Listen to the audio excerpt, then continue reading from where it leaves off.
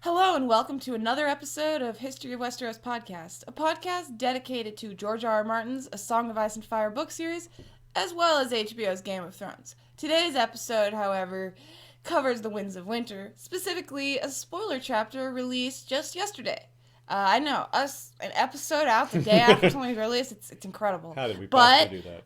This is your warning. If you're listening or watching and somehow the title didn't turn you off, please turn this off if you haven't read the spoiler chapter or if you otherwise do not want to be spoiled. Please turn this off. Remember, this chapter is actually posted right now on George's site. It took the place of the Arianne chapter. I was thinking about not saying the name. You should have gotten out of here if you care that They much. know, yeah. By now they know. So that was the chapter that was posted. Before that, it was the Theon chapter. So this is the third chapter that was rotated in there. Mm-hmm. And the fifth total chapter that's been released, which is kind of interesting in and of itself. Yeah, it is interesting because according to Tower of the Hand has a list of the sample chapters for A Dance with Dragons that were actually released, and while it could be maybe like one chapter out of date, probably not. 4 were released. 4 officially released, not counting the ones read or So that means whatnot. There's more Winds of Winter chapters released than there were for Dance of Dragons. So I don't know what this means for a release date, but it's promising. It doesn't necessarily mean much. It makes me a little bit more hopeful for a 2015 date, basically. Yeah, it doesn't mean a lot necessarily. It could just be more chapters from the Winds of Winter, more sample chapters, but who knows? But I'm happy that we have more. And we know that this chapter was written a long time ago, as far back as 2001. It's been revised and rewritten, and some changes have been made, so it's gone through a lot of growth, we'll say, and but George is really proud of it, and we thought it was awesome. The general reaction to the chapter has been overwhelmingly positive. For the most part, we're seeing people name it as their favorite of the 5 pre-release chapters so far, with the Theon chapter probably being close to its level, if not slightly less in terms of how well it's been received. So, and I think a lot of that is because Arya is just one of the most popular characters, arguably the most popular character. Certainly out of the characters who've had chapters released, the only competition really there is Tyrion, because no one calls Barristan their favorite character, really, not compared to Arya. Like, I like Barristan a lot, but I don't put him on the level of Arya or Tyrion. And the same goes for Arianne. I mean, she's sort of a newish character. Yeah. Like, how can, we haven't had we bonded with Arya since she's been a little Personally, girl. the Arianne chapter was my favorite. Oh, okay. But that's just because I liked that we met one of the new Sand Snake, one of the others, one of her little cousins. Yeah, Ilaria Sand there, Elia Sand. Oh, Elia Sand. Lady sorry. Lance. Ilaria's her mother, right. Lady Lance, I like that, and I just I like Arianne stuff a lot. This one was really dark. Really dark, and I had some issues with it for that reason, and that I felt it could have been approached differently.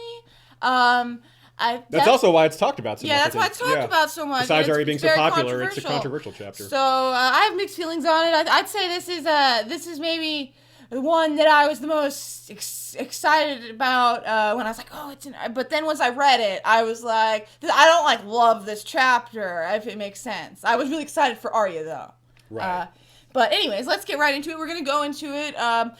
Basically, roughly in chronological order as we go through the chapter. If you want to have the chapter open as we're going through it, that might be helpful to you. We will have some quotes. We're going to get right into it.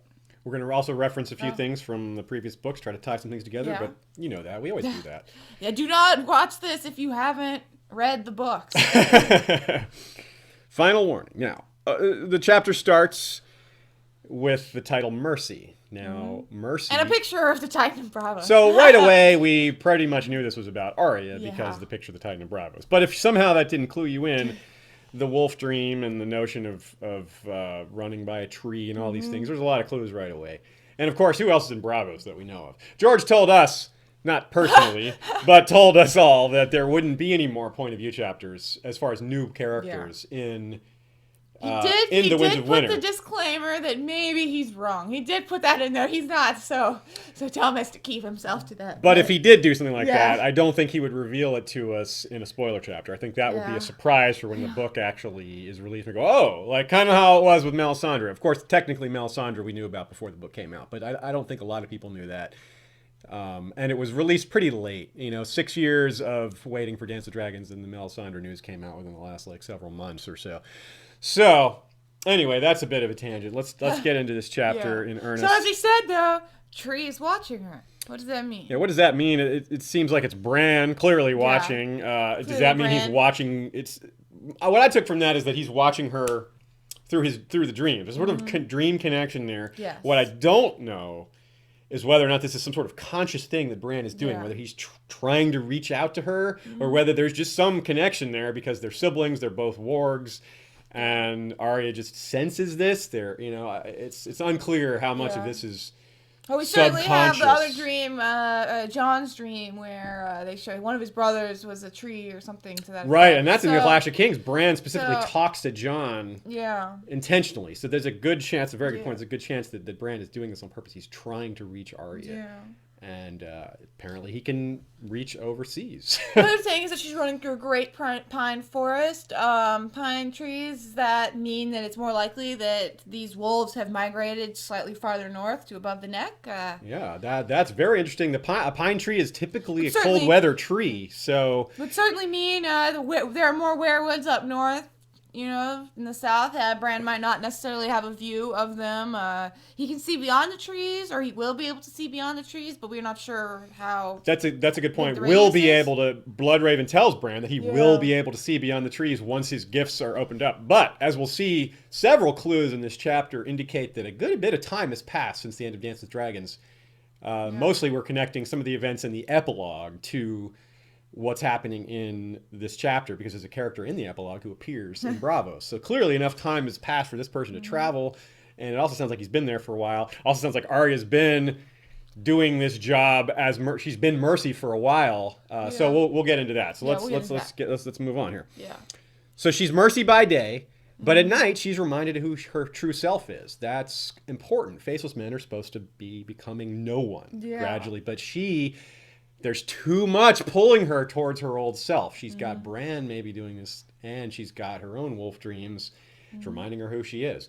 But we're also going to see in this chapter, despite these things pulling her towards her old self, all these clues are going to happen. These things that that could remind her of her old life. She does a remarkable job at not breaking. She doesn't until we'll get to that. Until something finally snaps her out of it, and I think you guys know what that is. But we'll get to that. The episode starts do this chronologically. The episode starts right off within a few paragraphs with her talking about how she has to get to her rape and murder. Yeah, she's what? Going to be raped and murdered. You're like, what? You scroll down. You're like, what's going on? How does this end? Is that something you schedule? What are you talking about? What's going on? And then you quickly find she's going to be in a play. She's going to be raped and murdered in the play. And during that, I'm not sure how many paragraphs after that. It's pretty quickly we find out that the Titan is a clock. They use it as a clock. It makes a roaring sound. 4 by the Titans roar. Sometime number of times per day. Yeah, we're not sure. They probably have other ways of telling time there, but maybe that is their own Think way. of it like a fancy bell. Yeah, people ring bells in a medieval society. Often you ring a bell to kind of indicate it's noon or it's time to go to church or something. This is probably similar to that. But hour of the wolf, which is what they have in Westeros. They have hour of the wolf, hour of the owl, etc. Right. There'll be a couple of interesting cultural differences we notice in this chapter as we learn more about Braavos and some of the other free cities. We start to be able to paint a picture of the cultural differences there versus Westeros. And that's interesting because there's a lot of trade between these two cities, especially Braavos, which is a major sea power. So, of course, they're going to do a lot of trading with King's Landing. And, of course, we already know there's a lot of commerce between the two in terms of the Iron Bank, dealing with the crown and loaning them gold, and now they're lending them money to Stannis, which we're going to get into how important that is. That whole picture has shifted a bit. Yeah. But let's not get too far ahead of ourselves. We have, pretty quickly after that, when we find out that, okay, she's going to a play. We find out there's been other plays. There's been, one of them has a kind of interesting title, The Merchant's Melancholy Daughter. I don't know about you, but that raised, that just kind of reminded us of Sansa, of Elaine Stone. Why, you ask? Because Elaine Stone is meant to be the daughter of a Braavosi merchant. She's melancholy. Littlefinger's sigil is the Titan of Braavos, so there's that connection there. So, what happens in this play, though? Does it mean anything for Littlefinger? Well, here's another good example of Westeros and free cities / Braavosi culture mingling. This whole play is the subject of events that took place in Westeros. The subject of this play is Tyrion Lannister. Oh no, but we forgot about the merchant's melancholy daughter. Oh, I'm sorry. Talking about that. Well, yes, that's true. That is true. Which is not. It is not about Westeros. It is about a Sea Lord having something very terrible happen to him. Yes. Now the Sea Lord having shit dumped on his head. Yeah. We shall say. Yeah. That's basically it. That's the one. That's the story that Mercy prefers. She likes that. Yeah, she likes that. Which is funny to me, and I like to think about if it's an allusion to Littlefinger. If that means Littlefinger is gonna, have something bad happen to him. I don't know. Maybe I hope so. He might be the Titan shitting on other people. Oh, that is true. No, it was the fat merchant.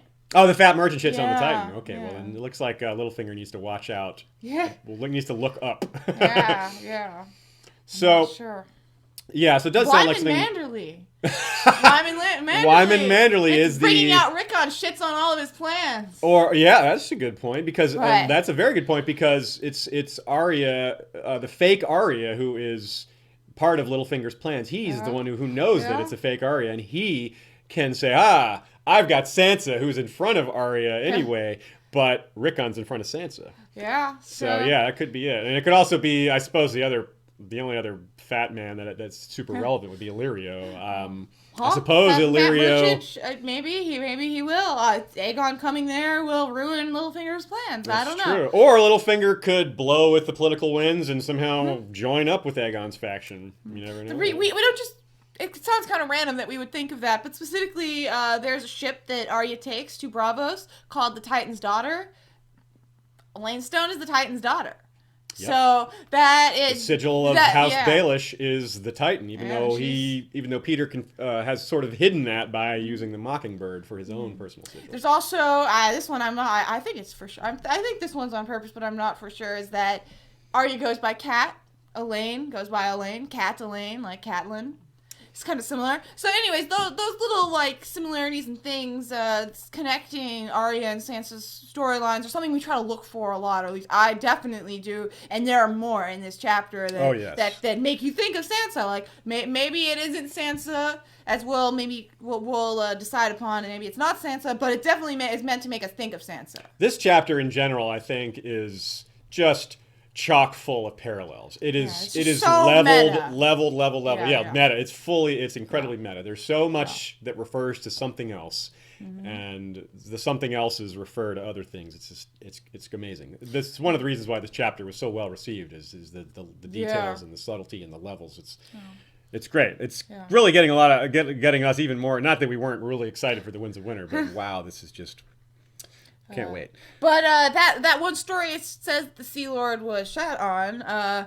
It kind of implies that the Sea Lord isn't quite as lofty as a king or a triarch. Who They don't even touch the ground. This is one of the great examples. Yeah, the triarchs don't even touch the ground. Their feet aren't allowed by law. The triarchs of Volantis, their feet aren't allowed to touch the ground the whole year they're in office. Contrast to this, where a Sea Lord watching this play of a Sea Lord having shit dumped on his head is something that apparently the Sea Lord would laugh along with the crowd at. Whereas in Westeros, if you did something like that to the king, contrast what happened in Dunk and Egg series when the puppet master was slightly insulting House Targaryen, very slightly, and then the same thing happens in King's Landing in Cersei's time, where there's puppets showing dragons eating lions, and Cersei even wanted her Master of Whispers, Qyburn, to dock half the wealth of any man that attended this play.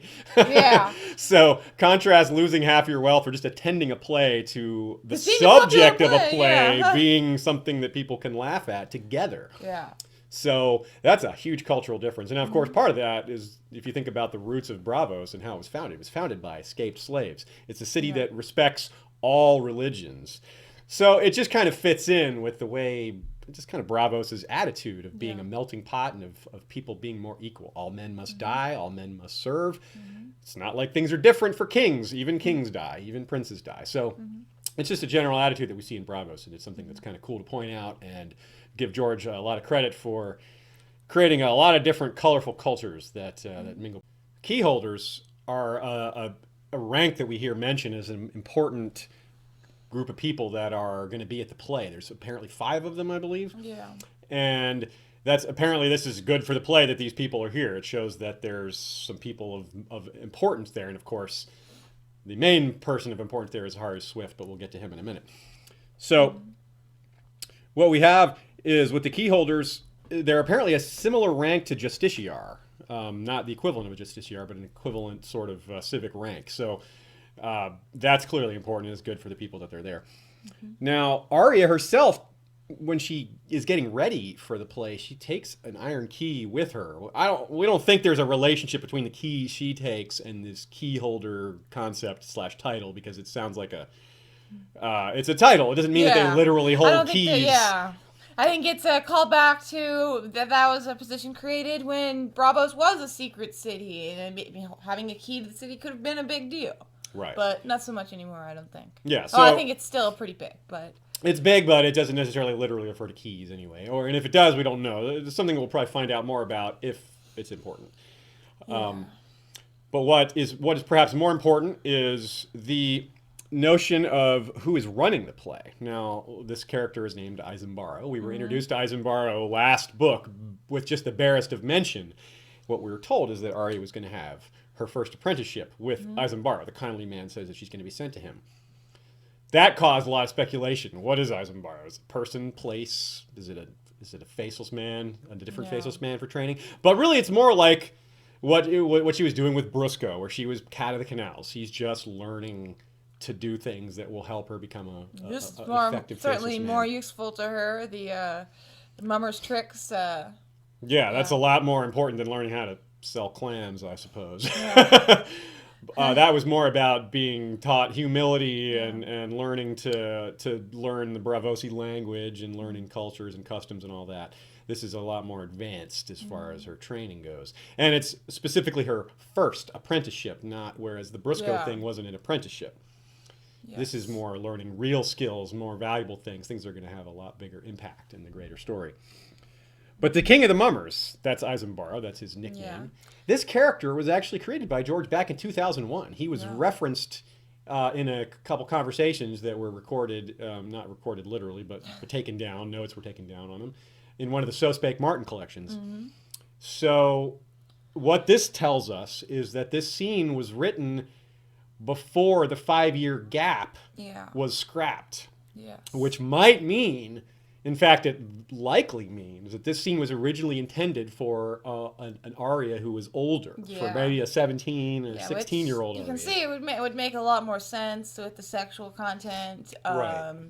Yeah, as I think I said before, I definitely think that with the removal of the 5-year gap, Arya shouldn't be a femme fatale type of character who takes men into alleys.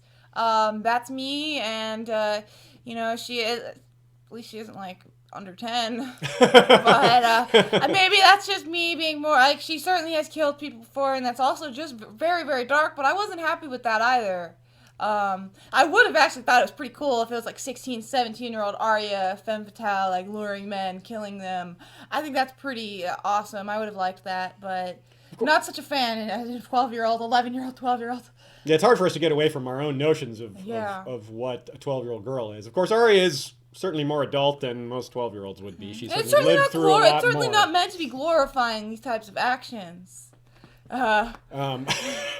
And so it's certainly not glorifying it, but it is pointing, like a lot of things George does. George has been accused of a lot of things that I don't think he deserved. He's been accused of misogyny, and this is certainly going to get some new accusations. A new round of accusations, I would think, is coming because of this. But really what he's doing, I think, is he's just showing you the ugliness in the world. He's not saying this is a good thing. He's not saying, look at this is awesome that Arya, this young girl, is doing these sexual things. A lot of people reacted with this is awesome, but... Well, I don't think they thought that part was awesome. Well, maybe some of them did. Some people did, yeah. But they just thought the chapter was awesome. But maybe some of them thought it was awesome for that reason, which, that is creepy.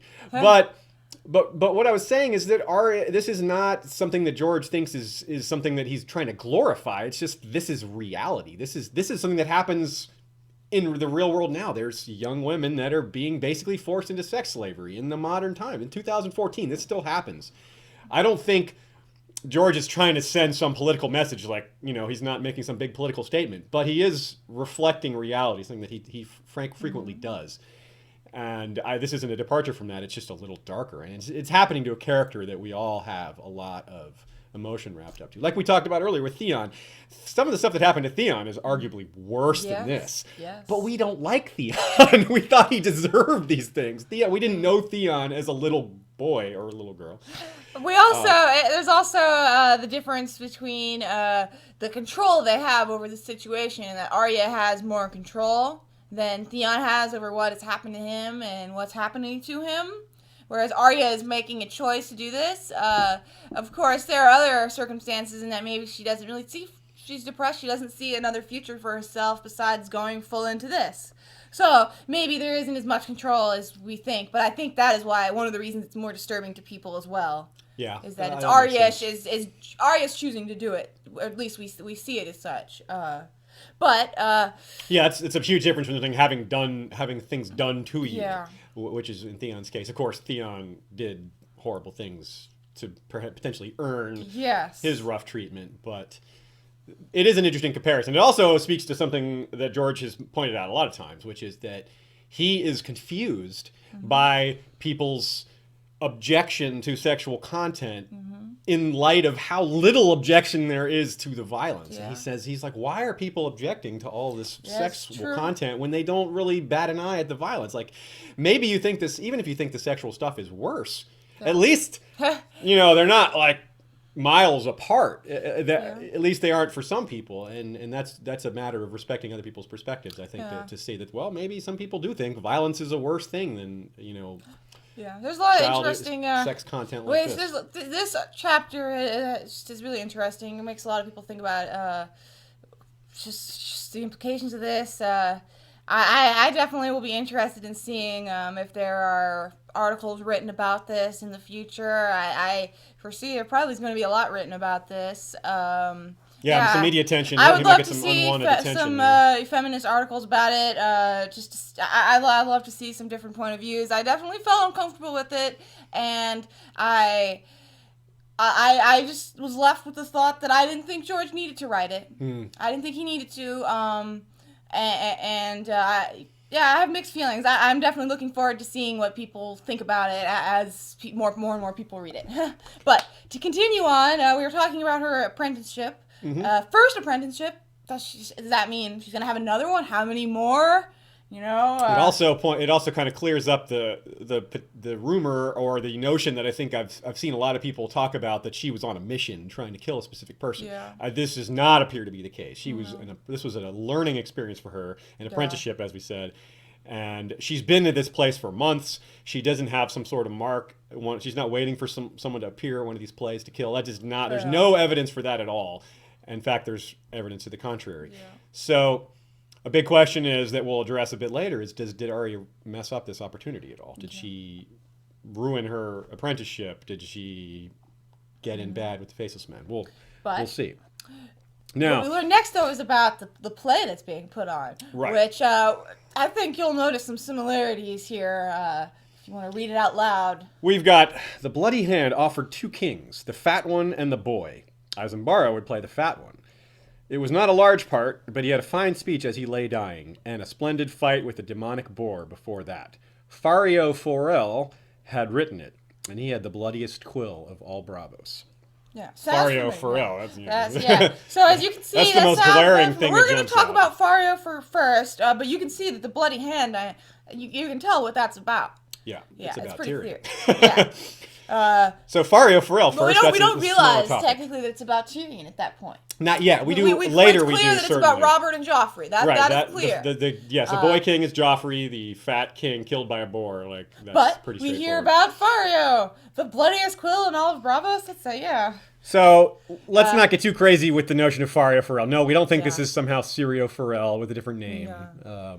But maybe very closely related. I think it's likely either a relative. Yeah. Either closely related or just related, or Irio Forel is like the John Smith. I think Syrio is a little bit more known than that he's just like his name. He's just Pharrell's are a dime a dozen because he was the first sword, and maybe it was just his skill that did that. But I tend to think that Pharrell was a real house, and that they were related, and that Pharrell isn't just a thing. Yeah, so this guy could be an uncle, a cousin, a son, even maybe, but maybe probably not a son. But we hear about another play that he's written. His first play, I think it was. Yeah, it was. And this is his newest play. The Bloody Hand is his newest play, and the first play is called Roth of the Dragonlords.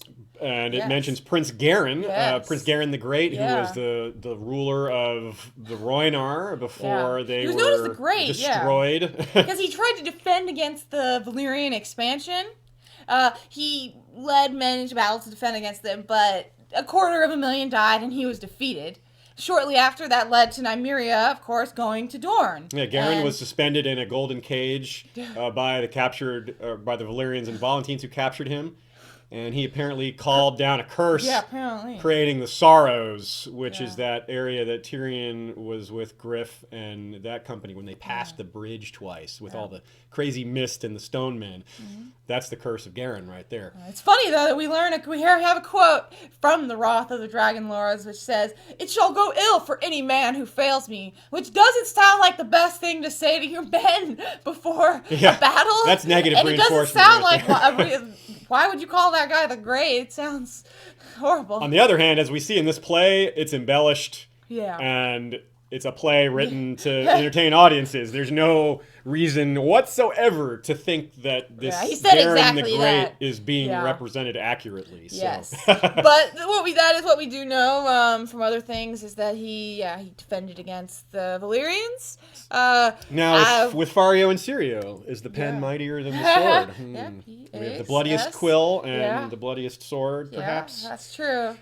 That's hilarious. Is that a joke, George? Or you? Yeah, I wonder if that was on purpose. He's like, pen must. So he'll just be an F. He was like, Fario? Fario. Now, this brings us to the attendees of the Bloody Hand, the play, one of whom is the third sword of Braavos. So apparently the first sword is not alone in his ranking. He's just the top guy. There's a second sword. I wonder if they all move up one. Yeah, when Sirio left, was this guy the fourth sword before, and now he's the third? I don't know. And then someone else just goes up ahead. Yeah, how far down does it go? I'm not is it sure. 100? The 100th sword. It's like, I'm in the top 100. I'm the 100th sword. Yeah. Probably not. It's probably a small number, but this guy, even this third sword, is a pretty important guy. They notice him. They think, oh, it's good that this guy's in attendance. It's good for the gate that this guy's in the crowd. Gives them a little more clout, I suppose. So as she's arriving there, she has a lot of people ask her for help with things. Yeah, as soon as she walks in, as soon as Mercy arrives backstage, she gets requests from every actor to help her. They're all saying, hey, help me with this, this is broken, So that tells us right away that she's important, and that she's been there a little while. They've all become accustomed to her. Whether Arya's been there, or potentially she took Mercy's place. Which would be possible if we are thinking that Isambaro is, more tied to the Faceless Men. Not that he is one or anything like that, but that he is serving, that he knows what's happening. Yeah. Potentially, that would be where that is possible. But I tend to think that Mercy was just a face that they had that worked, and that Arya has been there. But it is possible that she took her place, I suppose. Yeah, it's an outside shot. Yeah. We don't see a reason why they would need to kill this girl to take her place when they apparently already have a relationship with this play owner and with this playhouse. Much like they apparently have a relationship again with Briscoe. And I kind of imagine it goes a little something like this. The Faceless Men show up and say, hey, we need your help. And of course, okay, I'll help. Yeah, well, I'll help you definitely. Notice what happened when Arya showed the coin on the ship to all those Bravosi. They immediately changed their tune. They went from saying, we don't want anything to do with you, get out of here, little girl, to, oh, of course, you shall have a cabin. You shall have my best cabin. Yeah. So the Faceless Men, unsurprisingly, carry some weight in Braavos. So when they ask for your help, I imagine people fall in line immediately. No one wants the Faceless Men on their bad side. So, and there could also be some profit in it for them. The Faceless Men might, pay them or something, or offer some sort of service. In any case, it's good to have them as an ally, I would think. So Yeah, but we have one interesting thing. We said that the actors asked her for help. One thing that was noticed on the forum and in the thread for this that I know I would never have noticed. I don't know if Aziz would have, but I wouldn't Probably. have. The user Kien, I'm not sure how to say it, Kinn, pointed out that first Dana asks her for help with sewing. Represents Sansa. which is kind of funny because Arya's terrible at sewing, as we know. Yeah, it is true. And then we have the stranger character comes and has her help with this bloody paste he has, the strange paste. Yes. So that's Bran. Then we have Isambaro needs help with his crown, his king. Yes, it was a horn, but it's a crown, so she's like a king. Rob. Then we have this one. This one is slightly more of a stretch for me, but a little. It's still there. That Bob Ono is child sized, like Rickon. So that one's the most stretching, but it is interesting to me, and I did want to point it out that that they're a reference, like the bloody paste, sewing, and crown thing for me seems very clear. I actually thought the bloody paste was just give me the bloody paste, like get me that damn paste. I think that's what I don't think the well, paste. it's a strange paste. Well, in any case, he gets it was the paste to attach the horn back on. I thought. Yeah. But anyway, that's in any case, the great reveal here is that each of these actors seems to have a parallel to Arya's family. Yes. Dana would be Sansa. Yeah. The stranger would be Bran. Rob as the king, of course. And Rickon would be the child-sized Bonobo. Yeah. Now it is a bit of a stretch, Yeah. but it's a pretty good it's a pretty good stretch. I think. It's a pretty good stretch. It's certainly worth mentioning. I doubt there'll be anything more of it. Just a funny little thing. And it's very fitting because the subject of the play, once again, is Tyrion, but there's all these other characters that Arya should recognize, and none of this seems to flicker in her mind as, oh, this is like my sister, or oh, this is what happened to my this is father. like Joffrey. I hate Joffrey. None of this registers to her. Yeah. And so this is part of why we like this theory of the actors sort of representing her family, because it just hammers home the point that she's just not recognizing any of this. None of this triggers any of her memories until she sees Raph the Sweetling a bit later. Then she snaps out of it. But we're not there yet. But so the play, the bloody hand. You hear the bloody hand, and maybe first off, you hear it's about Robert and the boar, and you think, bloody hand, Ned. A lot of people thought maybe it was Ned. We get a little bit further, and we see there's a dwarf, Bobbino. And he's the main character. And then we hear he's the main character, and we hear he has like the first lines. Yeah, the opening soliloquy. It's very Richard III, and it's very clear at that point that this is about Tyrion. So obviously Bob Ono, we kept seeing it as we kept seeing it as like the monkey. Yeah, Bobbino. It's just to switch the N to the B. I kept seeing that when I read the word. Came up with Bob. Oh no, to remember it. So Bobbino. I don't know how it's said. I'm just gonna keep saying Bob. Oh no, to remember it for me. But a bonobo is a chimpanzee. Yeah. It's a relative of the chimpanzee. It's a small animal from the primate family, and it's known to be extremely sexual. It's the most sexual of monkeys, which is a really clever little drop there by George, because George has also had Tyrion in the text referred to as a little monkey demon. Yeah. So having that monkey reference with if you were going to pick a monkey to represent Tyrion in his whoring, that would be the one to pick. So that's one of the many little meta layers. So let's go through how clear it is that Bob Ono is playing Tyrion. If it wasn't clear to you already, first. Before we have the play, we have a very odd comparison. Scene with Mercy Arya dealing with Bob Ono's fake cock mirrors Sansa's experience with Tyrion when they were on their wedding night. Yeah, basically, she says this is a short quote from her. She says, "Even his manhood was ugly, thick and veined with a bulbous purple head." And then we have this quote. And Bob Ono's cock was indeed flopping out. It was made to flop out for the rape. What a hideous thing, Mercy thought as she knelt before the dwarf to fix him. The cock was a foot long and as thick as her arm, big enough to be seen from the highest balcony. The dyer had done a poor job with the leather, though. The thing was mottled pink and white, with a bulbous head the color of a plum. So you can see we're clearly meant to be thinking of Sansa here. I don't know who couldn't. I mean, maybe if you just blocked out that memory of Tyrion's penis, but I certainly bulbous purple head Tyrion. It's just clear to me instantly. So we have that. But then we have one of his lines from the play. I think his first line is, My noble sire he made of purest gold, and gold he made my siblings, boy and girl. But I am formed of darker stuff, of blood, of bones and blood and clay, twisted into this rude shape you see before you.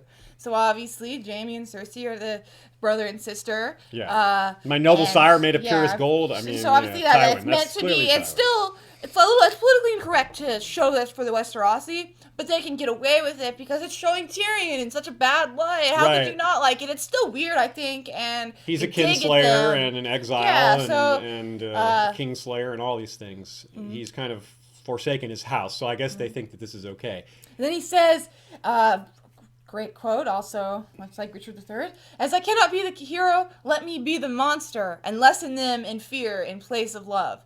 And also, Mercy herself thinks, like, she mouths those lines along with him and thinks about how apt they are, which shows that Arya, too, is thinking fear in place of love, that is better. So, pretty clear that it's Tyrion. Then we have this quote that Mercy says to him, "You'll have no nose until you get your hands off me." And that's when he's fondling her and talking to her about what's coming up, and of course pulling her nose off, Tyrion not having a nose. I mean that's clear. That's just straight down the middle one right there. We have later on the guards say, so maybe he figures the last place his sister would ever look for him would be in some mummer show making fun of himself. Yes. That just makes it obviously clear. Even the gods know this is Tyrion. This is who it's playing. If it isn't clear to you by now, that's obvious. But we've seen Bobineau before and referencing to Tyrion. Have we not? We have one. We have this reference to a brothel in Old Town. One man said that the imp was hiding in an Old Town brothel, pleasuring men with his mouth. It made for a droll picture, but Cersei did not believe it for an instant. The second claimed to have seen him at a mummer show in Bravos. Yes. Aha! However, it wouldn't be this play, keep in mind, but it would be. But this Bobineau is a regular actor. He mentions having been in other plays before. Because this bloody hand, this is opening night for this play. So we know that it has been performed before. Remember, the guy's painting the sign. The bloody hand sign is being painted as Arya comes up. But other plays have happened while Arya's there. Although this is her first stage appearance, or at least her first time having lines. She's made. I believe she's been in. I believe it says she's been in extra before. That's not a super important detail, though. Yes. So clearly, summarize: Bobineau playing Tyrion. I don't think there was much argument there, but make it clear all the things that show us. But who's Arya playing? Now, well, hang on just a second. But a little more on the Richard III connection. Yeah. Now, it's important here because it's a parallel to what happened in our real world with Richard III. Most of what we know about Richard III now, maybe not most of what we know, but most of what is commonly said about Richard III comes from Shakespeare's portrayal of him, not from the historians. So there's a distinct bent towards our attitude towards what the kind of person Richard III was. So people picture him now as this stooped man with a hunchback who was evil, who murdered his brothers, which isn't necessarily reflective of reality. Without getting into that too much, the point is that Shakespeare created basically our picture of this character today. And Tyrion is very similar to him because he's a very similar person. He's a guy that is said to have wanted to rule, to take over the throne by murdering some of his own relatives, which is what Richard III is said to have done.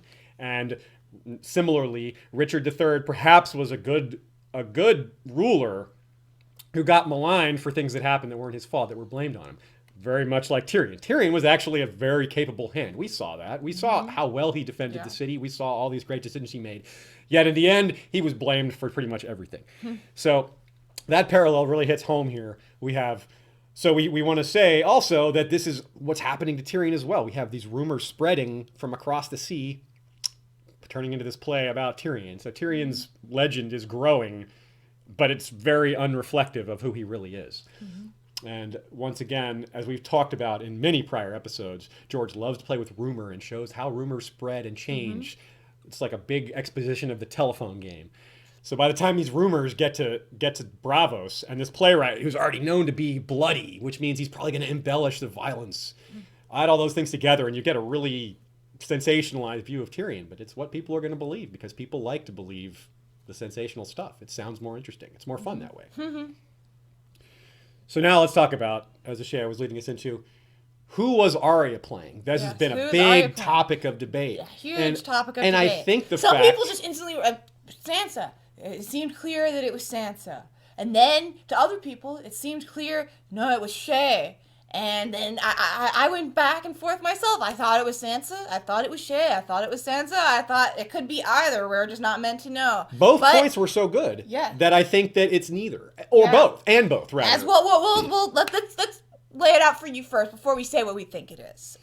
We'll start. Okay, the character was raped and murdered.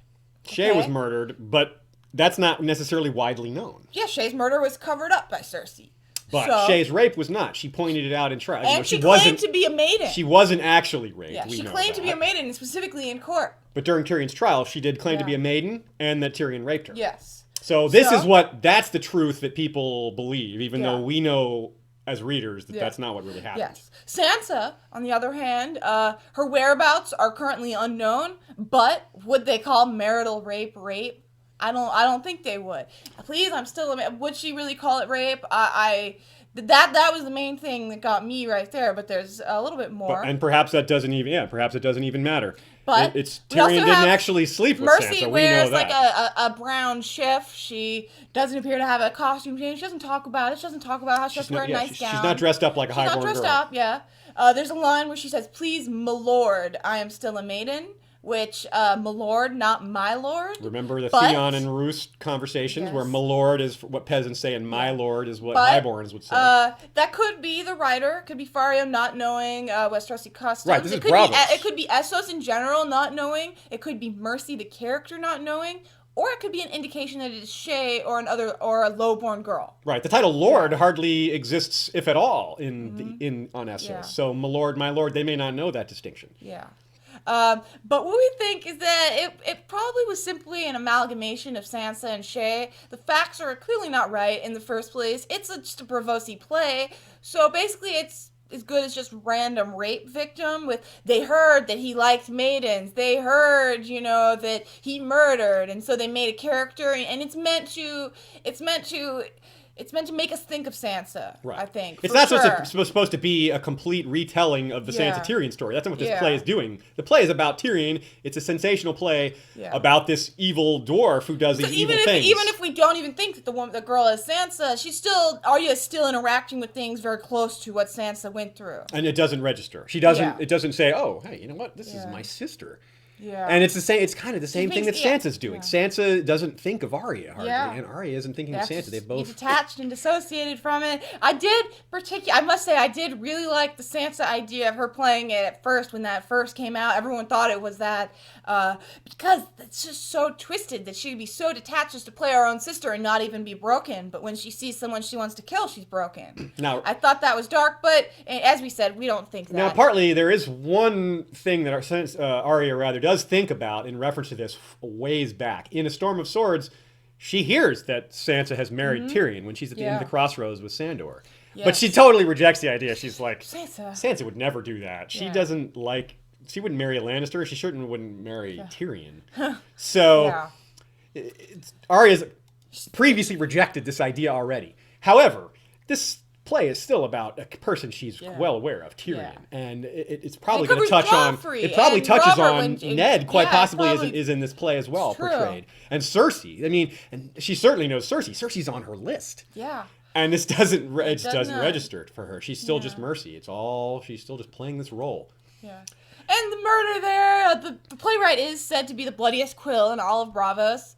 So, murders, are we really surprised that he would include murders, even if we don't have Tyrion murdering young women actually in the story? Yeah, an embellishment fits perfectly here, and everything, it's a play. Of course, things are going to be sensationalized, and we specifically are told that this is a playwright who likes to make things bloody. Yeah. So sadly, it's not Sansa, but you can still... Oh, sadly, it's not Sansa. It's a part Sansa. Part Sansa. It's a maiden that Tyrion defiled, so... we do have one character. We do know for sure who they're playing. That Lady Stork, which I thought was a really interesting choice by George to name that character Lady Stork, because it makes it even more confusing on your first read-through. Because you're like, Lady Stork, is she playing? Did they just call Sansa Stark Lady Stork? Like, you're just confused. And then I guess it's just a mean thing they call her because she was tall. I'm not sure. But Ran has said, Ran on the forum, has said, confirmed that she plays Cersei. Yeah, Lady She talks Stork. about her Remember, cloth of gold that she wears. and all the drinking. A lot of drinking wine, too. Lady Stork is not the character's name, remember. This is the actor's name. So Lady Stork is not her stage name. This is what she's referred to, whether it's her real name. That's what they're calling her backstage, but she's not playing Lady Stork in the play. No. So let's not get that confused. So this is almost certainly Cersei that she's playing. But again, this is a Cersei written by a Braavosi playwright who's dealing with rumors and wants to embellish. So if this character picks up some traces of other characters, well, that's just because this guy's never been to Westeros. He doesn't know what really happened, and he's trying to write something that's entertaining, not be accurate. It's funny, though, we have a mention of how Lady Stark loves to drink her wine before the play, and it cracked me up because Cersei loves her wine, too. Yeah, before and during and after plays and everything else. Yeah, she's a method actor, I think. But during the play, we also find out there's a very interesting guest. Now, this is really hugely important. It speaks to a lot of things that are happening in King's Landing with regards to politics and the greater picture of the Game of Thrones itself, the wars and the politics that are happening. The person in attendance is the Westerosi envoy. That's what they're naming him. And they're acting as if he's even more important than the keyholders. They're saying he's the first guy they mention. And they're apart from the keyholders or apart from the Westerosi envoy, there's also these keyholders and these other important people. He is Sir Harys Swift, the master of coin. You'll remember him mostly from the epilogue of A Dance with Dragons, where he's the guy whining about the financial problems as the other counselors are telling him he needs to go overseas and extend their line of credit with Myr or Pentos. And if that fails, he needs to go to Braavos to get more money. Now, that says a lot because, for one thing, remember what we said at the beginning of the episode is that there's a lot of evidence that a lot of time has passed. Well, if he's at Braavos, that means he's already been to Myr and Pentos and possibly to some of the other free cities and has failed to secure a loan. Yeah. The other huge thing is that we know, as well as a lot of the Northerners, that the Iron Bank isn't supporting the throne at all. They've already ditched that plan. They're backing Stannis now, and no one knows that except for Stannis and some other people. So Harys Swift could be in big trouble. The Iron Bank is now an enemy. He's about to approach them and ask for money, and they are backing the other claimant. So. Well, I don't know that he's going to be leaving Braavos. I think it serves the Faceless Men, rather the Iron Bank's interest if they're supporting Stannis. They don't want the Crown to know that they're helping Stannis. They're going to go after Stannis once they find out he has more support. Right now, they're just thinking, Roose Bolton will take care of him, and if we need to do something about it, we'll worry about it later. If they knew the Iron Bank was flooding his coffers with fresh gold and helping him hire mercenaries, that would change their tune. So I think that's a strategic importance for them to conceal this fact. So I don't think Harys Swift is leaving Braavos alive. Yeah, hopefully he just keeps going to plays. Yeah, he doesn't seem like he's really doing his job. He's supposed to be securing gold, and he's got the most famous courtesan on his arm. He's going to this play, and that's kind of seems like appropriate for his personality. Remember, like I said, he was whining about having to do this job. Must I remind the council that this financial trouble is not of my doing? They're like, yeah, we know, but you're the master of coin. Do your job, man. This guy is real easy to dislike. So if the Iron Bank takes care of he's in that yellow with the big blue rooster. He's got a rooster sigil. So yeah. We also learned though from his guards, that the queen will have his head if he doesn't come back with gold. Yeah, that's a huge one. This is also just this mention of the queen will have his head tells us paragraphs and pages and just this is a lot of information, just that. Because think about the implications here. Cersei is supposed to be out of power. How is it that she's telling people, or how is it that these guards are afraid for Harys Swift's life if he doesn't come back with gold? How is she in a position of authority to execute a small council member when she just had her walk of shame? Kevin was saying that he's going to return her to Casterly Rock. Well, a couple of possibilities here. Most importantly, Cersei has regained power somehow. Now, that might seem like a stretch, but it's not really. Kevin's dead, so he's not going to be able to go through with his plan to move her to Casterly Rock. Who's in charge, really? Well, technically, it's Tommen. Even though he's a young boy, he's still the king. And we're told how much he likes to sign whatever is put in front of him. So if Cersei's puts a document in front of him that says, "Name me, your mother, back as the regent, not Kevin," is he going to not sign it? No, of course he's going to sign it, and it's going to be binding on the rest of the counselors. Not only that, but Cersei has Sir Robert Strong, who is loyal to her and Qyburn. So as far as going around court, maybe Cersei doesn't have as much political clout as she used to. Maybe a lot of people don't respect her. But right in the center of power, right there in King's Landing, right in the Red Keep, she has a lot of power. She has influence over her son. She has influence over Sir Robert Strong. She still has power. And Varys, what does Varys think about this? Yeah, I mean, it could be. On the other hand, the Marjorie could be the queen, but she wouldn't want to right. his head. You're absolutely right. Marjorie could be the queen that he's referring to, but why would she's got such a gentle? She's not going to rule with fear. Yeah, that doesn't seem unless getting the crown made her, change somehow. But the thing is, Cersei's trial was supposed to happen. Yeah. So and this Varys is going to want Cersei to lose it, we think. We think Varys wants Cersei to lose her trial because that means, if she loses her trial, that means Tommen is declared illegitimate. So so it seems like she won her trial. That seems like the most likely thing because the guardsmen would probably be talking about that or something. Like it would come up that Tommen isn't king anymore or that there's all sorts of turmoil. It seems like that would come up. And it wouldn't just be the queen as if she's just in power and everything's normal. So there's something big going on there. It seems likely that Cersei won her trial. Yeah, it seems like it seems like a pretty big hint to it. But it also there's also the argument that it could be a mistake of this being written so long ago.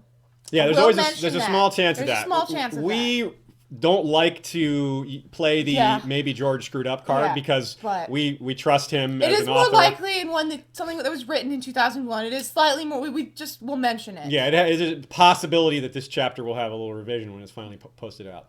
Yeah. Now, the other thing that is really relevant here is that Varys might be okay. As much as he wants her to lose the trial to make Tommen illegitimate, it's also okay if she's just in charge again because she's screwing everything up. And that's exactly what Varys wants. He wants her to destabilize the realm so that Aegon can come in, save the day, etc. So if Cersei keeps tooling around and screwing things up, well, that's great. Yeah. On the other hand, what's been happening with Aegon all this time? He supposedly has Storm's End by now. Yeah. And these guys are overseas. They're way over there? Yeah, well, that is very true. Months have passed. So the timeline, there needs to be, we're not saying something is screwed up here. We're just saying some questions need to be answered, and we're very curious about what those answers are. This Arya chapter is very late in the Winds of Winter. It's true. That would be odd because it seems like it's her first chapter. Yeah. In fact, it might even be stated that it's her first chapter, but it might not be. Well, it says you're going to Isambara as the last thing, and then we just see her there, and it's meant to be so shocking. And I feel like it wouldn't have the same effect on the reader if we had seen her there first. Yeah, you're right. Yeah, so almost certainly it is her first. There can't be anything between that. So I do think, I think it's her first chapter. It is possible that Arya just doesn't have a chapter halfway through the book. We have all of this marine stuff to cover in the beginning, I suppose. That could cover it. I feel like there's so much Westerosi stuff to cover before we're at this date. It's true.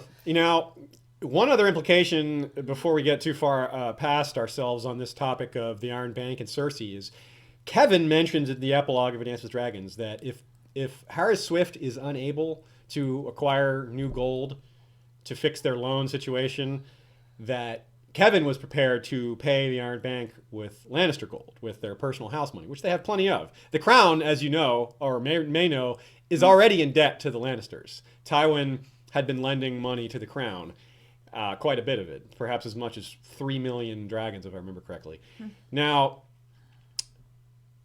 Cersei's probably not going to do that. Cersei's probably not going to pay the Iron Bank with Lannister gold, even though she's probably very capable of doing it. We've already seen how contemptuous she is of the bankers, so she would rather tell them they have to wait. She doesn't realize the threat. Kevin realized that threat. So Cersei's probably, which is probably part of why Sir Harry Swift is under such pressure. Good for the Lannister coffers, then. Yeah, that's true. Good for the Lannisters to keep holding on to their money. Whatever that will mean later. When someone else is in charge of the Lannisters, eventually, maybe Tyrion or I don't know. Yeah. But the political implications are huge there. Cersei is just, not only is she screwing things up, she's making new enemies. And really, with the Iron Bank, it's just, everything we know about the Iron Bank is that is just one of the worst enemies to have. Mm-hmm. So, but let's move on. Mm-hmm. Speaking, by the way, of the Iron Bank and Stannis. No Justin Massey We're yet. not ready to move on. Yeah. Justin Massey, that's a huge one. That is huge. A lot of people theorized and thought that Arya was going to see Justin Massey and that was going to get her to Westeros. It was going to be a whole thing and not happening. Maybe she'll still see Justin Massey. I hope so. We should probably remind people who Justin Massey is just in case. Justin Massey is the knight that Stannis sends overseas with the Iron Bank's money to recruit mercenaries to help Stannis' cause. So Justin Massey is in Braavos. And a lot of people, including us, at least partially, think that Justin Massey is possibly the vehicle for which Arya will return to Westeros. Mm-hmm. She'll go back with him. She'll somehow get into his company or slip aboard one of his ships that's bringing mercenaries over. It's just a guess because we know he's likely to come back and she's likely to come back and maybe they'll come back together. Yeah. But in any case, come back with Harry Swift. What would be great is if Harry Swift and Justin Massey show up at the Iron Bank at the same time. That would be funny. That would be. But so far, no sign of Justin Massey. So, but it seems like he's been in Braavos for a few months. So we'll see what happens with that. Yeah. So as we said, Swift is spending time with the Black Pearl, the Brown Pearl. The Brown Pearl, as it were. Yeah. Some people might have had the question. It talks about how Belligera of Therese. However you say that. Had children with a Targaryen king. Aegon the Fourth. It's Aegon the Fourth. It's confirmed. People had a few questions about that. She was a pirate queen. He obviously had a lot of bastards and generally did that. So she was one of his mistresses at one point, and her descendants by him are now the courtesans in Braavos, known as the Black Pearl. Yeah, so like her great granddaughters are the current Black Pearl. So the Black Pearls. This is a kind of almost a hereditary courtesan title, and they have Targaryen blood. Yeah, so they're pretty cool. They're like Blackfires now. Yeah, Black Pearl, Blackfire. They're kind of they're the sex trade Blackfire wing, I suppose. And then we have an interesting quote from Arya Mercy where she says, "I would like to see a dragon," which for anyone who has long thought that Arya would see a dragon and would see Daenerys or would otherwise interact with them, whether killing someone or what, that certainly is more fuel for that fire. Yeah. That's all there is to say there. Then we have the very funny Sigil. Yeah, we have this character saying the word sigil because she doesn't know what a sigil is. Yeah, she's like, Mercy, don't you know anything? It's a sigil. It's so good. I love it. She knows sigils better than you think. But then we learn that Tywin went to Lys. Yeah, Arya overhears the Harry Swift's guardsman talking about Tywin having gone to Lys before, or Lys, however you say it. Mm-hmm. And Lys is known for its pleasure houses. Now, why would Tywin go to a place known for its pleasure houses? Well, we already saw that Tywin was a hypocrite about going to whores with regards to Tyrion. He had Shay in his bed, and I think people who wondered if he was a hypocrite or what was happening there, I think that this could be a drop to make it more clear that he was a hypocrite, is what I think. Some people had some interesting thoughts. I think we had it first mentioned to us from Azad, right? It could have been Azad, I think he first as well mentioned as the theory has been around for a while, but he's the first one that we talked to that connected it to this for this chapter. And the notion is, remember, Tyrion used secret tunnels to go to Shataya's while he was Hand. Well, he's told that some Hand had these tunnels built. Mm-hmm. That Hand could have been Tywin. Tywin was Hand for a long time. Yeah, it's very possible. It's possible. It's a nod. I think George is giving a nod to that notion with this with that mention by Harris's guards there. Oh, this is. So we also have the notion of who these guards are, which is really important. Now, one of them is, of course, turns out to be Raph the Sweetling. This isn't revealed right away. He's pointed out as the handsome one. I don't know, maybe if you're like me, you see the handsome guard and the way he's talking, and you're like, a guard known to be handsome, that immediately made me think of Raph, because that's how he's described. That's why he's called the Sweetling, because he's a pretty boy. So Raph was last seen escorting two Tully officers to Maidenpool following the surrender of Riverrun.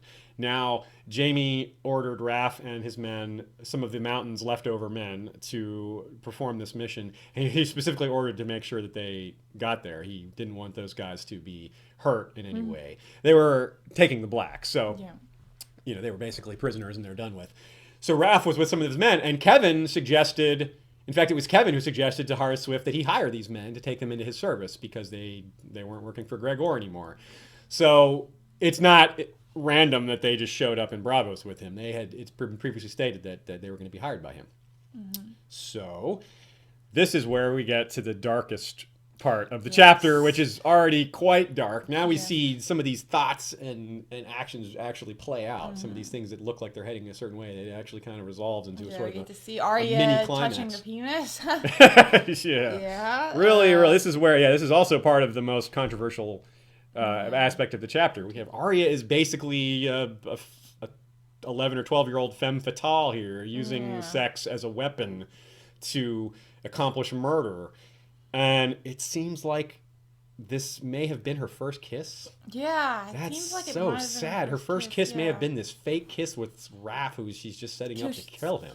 Yeah. That is just dark, isn't it? Yeah, it is. Wow. It is. I guess no darker than the fact that she performed the kiss of death before she had her first kiss. Period. Yeah, that's true. But the kiss is really grossly described. I didn't like the kiss. But she's also playing the scene out like some sort of serial killer. She's getting him to replay the thing he did that made her made her hate him so much. She gets him to replay the scene with Lami, and it's not the first time gets hurt in the leg. Okay, remember that Lami gets hurt in the leg, and he can't walk. And he tells Raff, who we didn't know was Raff at the time, we just met him. He tells him, "You'll need to carry me," and Raff says, "Oh, I will, and he stabs him in the throat. And she says, and when Arya repeats that, he goes, "You'll need to carry me." And Arya's reply is, "Think so?" And Raff recognizes that line. His head snaps up, and that's when Arya stabs her through the throat. And she hurts him in the leg too to get him to him to say that. Even she gets him, and she says, "You know your line, just like I know mine." And she cuts his I forget the name, femoral artery, which is pretty much instant death in medieval society. So she snuck in close, was pretending to kind of feel him up a little, and then just sliced him. Yeah. And she did it so smoothly that he noticed, but it wasn't like massive pain. He just thought, he was like, "Be careful down there," Yeah. But what's funny is this is not the first time she sort of acted out the death scene while she's murdering somebody. Remember when she kills the tickler in the crossroads, she does the same thing. When she's stabbing him from behind, she's saying his line. She's saying, "Where's Lord Beric? Is there gold in the village? Is there gems?" She's just replaying this vicious scene that happened, that she's seen, that's burned in her memory. She's remembering all this torture, and she's inflicting what they did to others on them, and she's so sinister about it. Almost, the way it's worded is, see, he knows his lines too. Yep. As soon as he says the things about asking her to carry him. And this is, of course, the moment where the dialogue refers to her as Arya again. She's actually Arya. Yeah. All this time, she's been Mercy. None of these things... Although she has referred to Mercy kind of as Mercy. Right. To show that she was still detached from Mercy. But not fully Arya. But she wasn't Arya. Right, yeah. But yeah, the fact that the murder, that killing him is what brings Arya back is dark. It's really dark. She doesn't respond to Sansa or Cersei or Tyrion. None of these things remind her of who she was. It's only the chance to get revenge, the chance which is, on one hand that's really dark, but on the other hand, of course, she's going to remember that above all other things. It's a traumatic memory. So I guess one of the questions is, is Arya going to continue using this method of tricking men into thinking she's going to sleep with them or do something with them to kill them?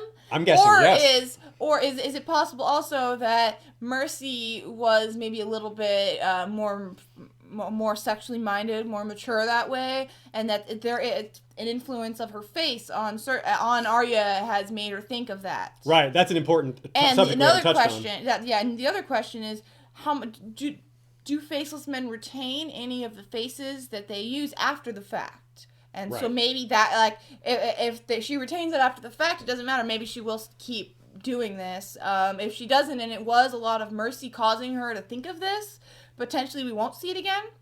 I don't think it was mercy, though. I do think mercy was a slight influence on her. And my thought that the faces are an influence on who's wearing them is echoed by Elio on the forum. He said he himself thinks that. It's just a theory.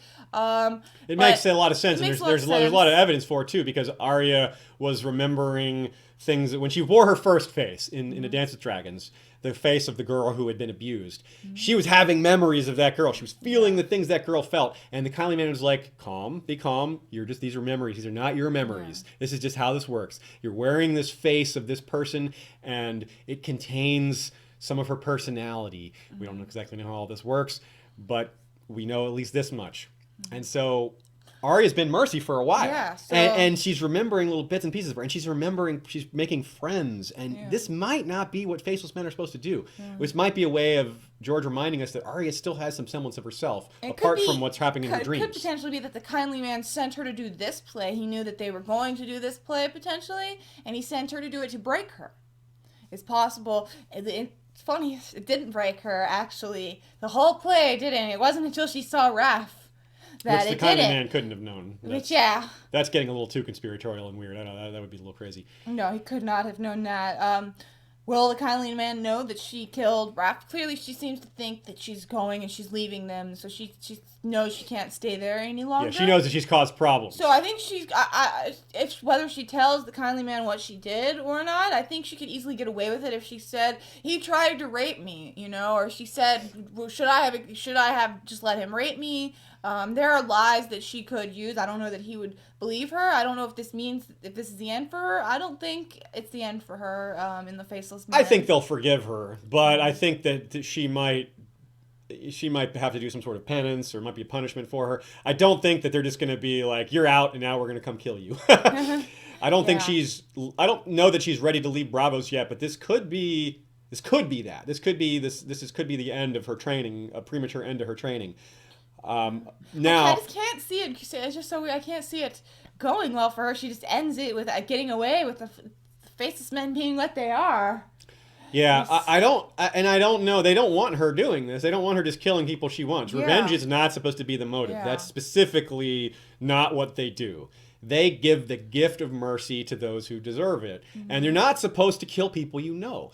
One of the scenes in A Dance with Dragons, again, is Arya at table, where a bunch of faceless men are sitting around a table, and they're all saying, the scene goes like this. There's a man that says, I know this person. And the next guy says, I know this person. The third guy says, I do not know this person. That person goes off and does the killing. That's how they work. Faceless men aren't allowed to kill people they know. Remember on the ship that Arya's on, everyone wanted to make sure Arya knew their name. They're like, remember my name. This is my name. Okay, say it back to me. Learn who I am. Wow. I never got that they would have been saying that to her because they're like, she's become a faceless man. She won't be able to kill me. Yeah. Wow, that's hilarious. Wow, I actually never caught that. So everyone wants to, this is the thing. The Bravosi apparently are very aware of that's how it works. The faceless men, it's funny how a lot of these aspects of the Faceless Men are not sneaky. Like, they know. Like, all of Bravos is aware of these things. Yeah. So that's really that's a really big clue there. So Arya is, perhaps she's done something that is irreparable in terms of her relationships with her trainers. She certainly caused harm to one of their, shall we say, assets, which is Isambaro. Isambaro is apparently the guy they send their people to learn about mummery, which is obviously a really valuable part of being a person in disguise. Now, maybe we should mention briefly the connection to Varys there. Varys, of course, is similar. He trained in mummery. I don't think that Varys had Faceless Man training. No. But certainly the whole notion of the shaved head and the wigs and everything, that certainly at least makes us think of Varys. Yeah. But no, I don't think it's Varys. Varys didn't even kill Kevin himself. He had the little birds do it. But anyway, but that's also a bit of a segue. Arya herself what she's done is she's caused this guard to disappear. Raph has just vanished in the middle of the play. And the other guard saw him go off with her. They know who this person was. They can identify Mercy. Basically, Mercy's face cannot be seen around the play. No. Now, Arya does go back to finish her play. She does go back to do her rape scene. But she knows that no one's going to realize Raph is missing until a little while later. They're going to go, oh, gosh, where's Raph? And then, like, later, eventually they'll be like, where's Raph? It's been a long... At first, it'll just be a little strange. But maybe as a few days pass, they'll be like, okay, this guy's been killed or something. And that's when questions will start to get asked. They'll come back to Mercy, but she'll be long gone by then. But the playwright will still... Not the playwright, but Eisenbarrow will still perhaps catch some flack because that was one of his people. Yeah. And the questions will be, what happened with this girl? Why did they go off together? Where is she? So we don't know what's going to happen with regard to that, but something's going to happen. There's going to be a little bit of fallout, maybe a lot of fallout. And it could come down hard on Eisenbarrow, and considering how valuable he apparently is to the House of Black and White, that Arya might be up for some punishment there. Now, as far as the personality remembrance, we wanted to talk a little bit more about that, about lingering personality effects. The Faceless Men are supposed to be detached from these things. Now, let's extend that notion to Jaqen. The only other Faceless Man we really know a lot about. I guess we could say we know a few things about the Waif and the Kindly Man, but we don't even really know their names. I mean, not that Jaqen's his real name. So what about someone like Jaqen? Has Jaqen acquired personality traits that he's picked up over the way? Is he is he schizophrenic because he's had so many personalities? Or while he had that face, was he simply conflicted with that face? Is he more because he's better trained and he's an adult, he's been doing this longer, perhaps it just rolls off of him. He doesn't remember these things. It just, maybe Arya is the exception. Maybe she is holding on to her humanity, as dark as this is. I think I'd lean towards they don't retain anything from the faces other than other than how you would retain from having a best friend that you're with all the time. And they influence you in some little ways. I feel like there would be some things that would stick with you in the future, but I don't think, like, in the sense, I think that once the face is removed, they actually don't have any personality traits lingering there. Yeah. Like, in a magical way, I think it's just if you're going to spend a lot of time with, like, a girl who's maybe more sexually active than you are, and knows these things about giving men blowjobs, that knowledge will probably stick with you. But I don't think it's a magical thing that it would stick with her. Yeah, I agree with that. Because it's a personality thing. You go through her experiences. That makes it more clear that, like, Jaqen, Hagar, for instance, and other, full faceless men could just let it roll off with him and it wouldn't stick with them. And so when they took when they took a face, they probably wouldn't absorb anything from it after, if they're good at just ignoring it. Right. That's something might come with training, or it's something that just might be difficult for her because she's so young. Yeah. But she's already shown a pretty good ability to be detached about things. She even with the whole blowjob thing, she's not grossed out by it. She just thinks that's not for me. She thinks it's not for me. It's not a reputation I want. And she doesn't think, oh, I really can't stand the thought of doing that. She considers it as on its merits alone, like, will this be a good move for me? It doesn't matter to her how gross it's going to be or whether the experience will trouble her at all. This is the same girl that ate the worm out of the skull. I mean, it takes a lot to rattle this girl. So she just thinks of it as, well, will this give me an advantage or not? And that's as simple as that. It's very clinical. It's very detached. So speaking to the point we had before about will she use this as a weapon, this whole sexual thing as a weapon in the future, I think yes. It doesn't seem to bother her. And she saw immediately how effective it was. It was like, she's got to be thinking, wow, that was easy. Like, that guy was, it's like, I just acted like I wanted to sleep with him, and he was like, I did whatever I wanted. He was totally willing to go off with me in this corner, this dark corner, and he wasn't expecting anything. And she knows that she's just a small girl and that people aren't going to look at her as a threat. She's well aware of that. So I think she just discovered a new technique that's I do think it's going to happen again. And we'll just have to see who she uses that technique on.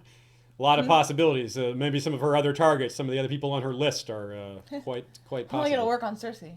Yeah, it won't work on Cersei. That's true. The list is getting kind of short. That's one thing we didn't really take a look at for this. We should have looked at for this episode. Like, how many people are left on the list? Cersei. I can't even think of it. Dunstan. I'm not sure. Anyways, we should continue on. Cat's meowing. Now, how's this going to play out in the TV show? Yeah, if they get to that point, which we certainly hope that things don't go south, we might just end up with spoilers. The best comparison I think we can make is how they handled Sansa's wedding and the non-consummation there. They didn't actually have Tyrion. Well, I was thinking about the fact that she's has a different face. I was thinking about that. We have Jaqen H'ghar actually changes to a different person. If they get to this point in the show, will they cast a different actress for Maisie while she plays Kat and while she plays, little blind girl for a while, and when she plays Mercy? Or will they, no one knows her, so it's fine for her to have the same face, or will she be very different?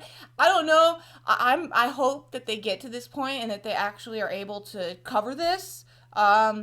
I definitely am not as positive that they will anymore. I think they'll definitely cut back on some of the child sex content one way or another. That's true. That's true, for sure. But mainly, I'm just curious. It'd be so cool to have Arya played by some other actress for a few episodes. Yeah, would be one episode of what this would be. It would be pretty neat to me. And there's the logistics of Macy's real life age. Like, how old will she be when this scene actually happens? Yeah, it's not too much of a concern. She's not growing more. She's like 17. She's already. No, I mean her actual age, like how that matters as far as what she's legally allowed to do. Oh, that's true. It has to do with the age of the character they're portraying. Specifically, they aren't allowed to portray sexual content under X age, even if the actress is 18. Okay. They can't show it for like a 15-year-old. Okay, so Arya's character is clearly under 18. Yeah, I'm not sure on the exact ages, but I generally don't think that Arya's character will have this sexual content. Yeah, I'm pretty interested in what will happen there. I've heard some things that some people are saying that the first episode of season 4 apparently kind of has a scene very similar to this chapter. That some people said that have a kill that Arya has. We'll see. We haven't seen the first episode yet. I doubt you have. But it could be that we're already starting to get spoilers, and it could be that George released this chapter because it was already like kind of given away in a different way. As far as I can tell, it's something to do with like Arya kills someone probably in a similar way that she kills Raph, in that it's like ritualistic, is my guess. Well, I thought we did see the spoiler already. Remember she kills the man, the archer with Sandor, and they show that scene where he says, what's the afterlife like? And she says, "There's nothing. It's just nothing. There's no." That's a different. I was talking about how she apparently there's a killing scene very similar to in the chapter. Is what I'm saying. Oh, in this chapter. In this chapter, that's what some people are saying, that perhaps George released this chapter because of that. This chapter in particular, and we won't know until we see it. Maybe people are blowing it out of proportion that they're similar. It's just that Arya killed someone and Arya killed someone. But it could be that Arya actually does a very similar like throat kill.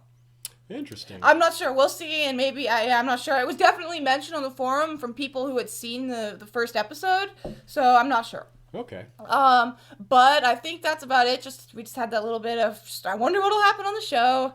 But yeah. I think that's about it. If you have, I'm sure there'll be questions, comments, things we didn't miss. We got this out within a day, so there probably are things that we missed. There'll probably be some bigger picture. There's probably some big picture things we missed. I think we did a good job on the details, but and we did a lot of the big picture stuff. But we'll see. Dark, twisted, meta. Very, very meta. It's George writing a play about George writing a play that's being performed about a character in his own books, and it's a play written by someone who's known as the bloodiest quill in all of Westeros, and he's writing a very bloody and sexual and controversial chapter when it's a controversial play, perhaps bloody play. It's just very meta, and I look forward to the next chapter. To the next chapter. And remember, as we said at the beginning, with 4 chapters released already, or 5 chapters released already, and there was only 4 released for Dance. Yeah. Cross your fingers, folks. Maybe this means the Winds of Winter is going to come out sooner than we think. Come on, 2015. I think expecting it this year is a bit much. Yeah, but It's not I live in impossible. hope he's gonna pull the Beyonce and just drop it on us. No Without announcement, announcing it, just boom. midnight. It's just out. It's done. We'll and just- then 2 days later, The Dream of Spring will be out. Yeah, he wrote them both. Yeah. That's what I think. Now will that's happen. a dream. All right. All right, folks. Thanks for listening. We're History of Westeros podcast. Yes, we are. And we swear we'll have another episode out someday. Yes, soon.